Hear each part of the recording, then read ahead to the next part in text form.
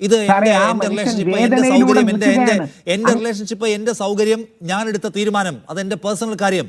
അതിന് നിങ്ങൾ കയറി മെയ്യുന്നതെന്ന് ചോദിക്കാൻ രാഹുൽ മാങ്കൂട്ടത്തിൽ എന്താ വരാത്തെന്താ? രാഹുൽ മാങ്കൂട്ടത്തിൽ 100% എന്ന് പറയണം. എണീറ്റ് നിന്ന് പോരാടണം. ഒരു പുരുഷൻ തളർന്നു പോകരുത്. കാര്യം അത് തളർന്നു പോകും. ഞാൻ ദിലീപേട്ടന്റെ കാര്യത്തിൽ കണ്ടിട്ടുണ്ട്, പല സിനിമാ താരങ്ങളുടെയും കാര്യത്തിൽ കണ്ടിട്ടുണ്ട്. ആരോപണം വരുമ്പം തളർന്നു പോകും. അങ്ങനെയല്ല, എണീറ്റ് നിന്ന് പോരാടണം. പലപ്പോഴും ഇവർക്ക് കിട്ടുന്ന റോങ് അഡ്വൈസ് കോടതി തെളിയിക്കാനാണ്. ഇതൊന്നും കോടതി തെളിയില്ല. ഇത് മീഡിയ എന്ന ജനകീയ കോടതിയിൽ അവർക്ക് ഫൈറ്റ് ചെയ്ത് ജയിക്കണം.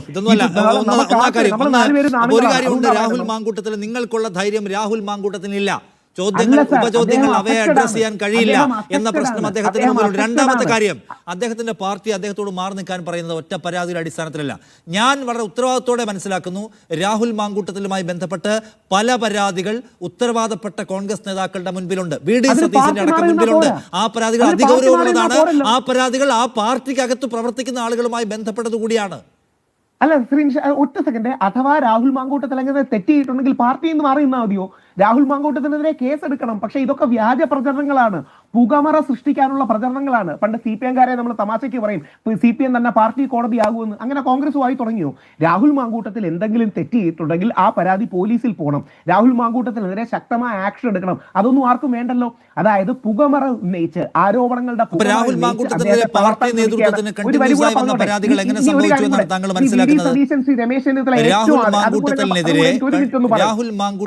തുടർച്ചയായി വന്ന പരാതികൾ, പാർട്ടി നേതൃത്വത്തിന് കിട്ടിയ പരാതികൾ, അതിൽ തന്നെ പാർട്ടി പ്രവർത്തകരും നേതാക്കളും അവരുടെ ബന്ധുക്കളും മക്കളും ഒക്കെ കൊടുത്ത പരാതികൾ, ആ പരാതി വരാനുണ്ടായ സാഹചര്യം എന്താണ്?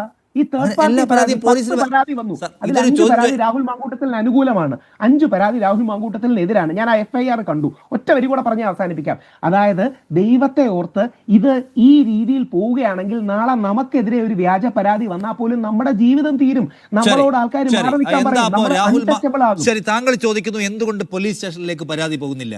ഈ രാഹുൽ മാങ്കൂട്ടത്തിൽ അദ്ദേഹത്തിനെതിരെ വന്നിട്ടുള്ള ഈ കുപ്രചരണങ്ങൾ, തെറ്റായ പരാതികൾ, അല്ലെങ്കിൽ മാധ്യമങ്ങളിൽ നടക്കുന്ന ഈ ചർച്ചകൾ, ഇതിനെതിരെ അദ്ദേഹം ഒരു മാനനഷ്ട കേസെങ്കിലും ഇനീഷ്യേറ്റ് ചെയ്യാത്തതുകൊണ്ടാണ്.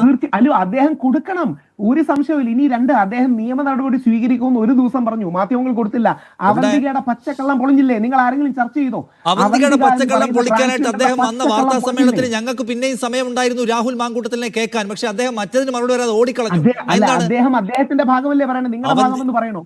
അല്ല, അദ്ദേഹം പറയണം, അദ്ദേഹം ഗർഭഛിദ്രത്തിന് നിർബന്ധിക്കുന്ന ഓഡിയോ സംഭാഷണം വിശദീകരിക്കട്ടെ. ഒറ്റ വരി. അവന്തിക രാഹുൽ മാങ്കൂട്ടത്തിനെ അങ്ങോട്ട് വിളിച്ച്, ഒരു പ്രമുഖ ചാനലിലെ ആള് വിളിച്ച് നിങ്ങളെ കൊടുക്കാനുള്ള കാര്യങ്ങൾ എന്തെങ്കിലും പറയാന്ന് പറഞ്ഞു. CPI-കാരിയായ ഒരു സ്ത്രീനെയല്ലേ രാഹുൽ മാങ്കൂട്ടത്തിനെ കൊടുക്കാൻ ഒരു ചാനൽ ശ്രമിക്കുന്നു എന്ന് പറഞ്ഞത്? രാഹുലിന്റെ പാർട്ടിക്കാരാണോ? CPI-കാരിയായ ശ്രീന എന്നൊരു സ്ത്രീയെ വിളിച്ച് നിങ്ങൾ രാഹുൽ മാങ്കൂട്ടത്തിനെതിരെ പരാതി പറയുമോ? ഇങ്ങനെ മാധ്യമ വേട്ട നടക്കുന്ന എന്ത് കാര്യമാണ്? ഇനി ഒറ്റ വരി കൂടെ പറഞ്ഞ് അവസാനിപ്പിക്കുക. എനിക്ക് രാഹുൽ മാങ്കൂട്ടത്തിലോട്ട് ഒരു സൗഹൃദവുമില്ല. ജീവിതത്തിൽ 3-4 പ്രാവശ്യമേ കണ്ടിട്ടുള്ളൂ. രാഹുൽ മാങ്കൂട്ടത്തിൽ എന്നെ വിളിക്കുന്നത് സ്ലോ പോയിസൺ എന്നാണ്. അതായത് അർണബ് ഗോസ്വാമി നോർത്ത് ഇന്ത്യയിൽ പോയിസൺ, രാഹുൽ ഈശ്വർ കേരളത്തിലെ സ്ലോ പോയിസൺ ആണ്. ഇന്ത്യൻ ഫാസിസത്തിന്റെ ചിരിക്കുന്ന മുഖമാണ് ഞാനെന്ന് പറയുന്ന എന്നോട് സ്ഥിരം തല്ലുകൂടുന്ന ഒരു വ്യക്തിയാണ്.